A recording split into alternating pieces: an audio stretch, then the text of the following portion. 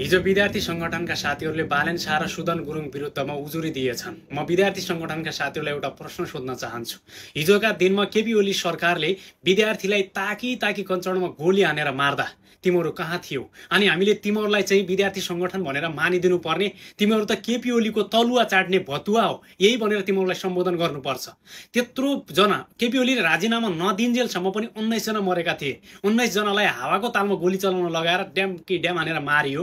त्यति बेला तिमीहरू विद्यार्थी संगठनकै थियो भने विद्यार्थी मार्दाखेरि अलिकति पनि चस्केन कि हामी विद्यार्थी संगठनबाट आएको, विद्यार्थी राजनीति गरेर आएको, हामीले विद्यार्थी मारेको विरुद्ध लड्नुपर्छ भन्ने तिमीहरूको मनमा आएन?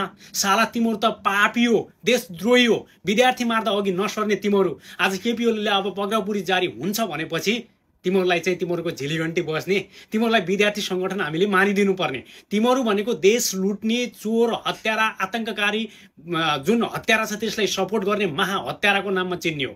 विद्यार्थी संगठन खारेज हुनुपर्छ पहिल्यैदेखि भनेको। यो काम छैन। स्कुलमा पढ्न जाने हो, ना कि तलवार लगेर खुकुरी लगेर लड्न राजनीति गर्न होइन। त्यसैले यो खारेज गर्नुपर्छ।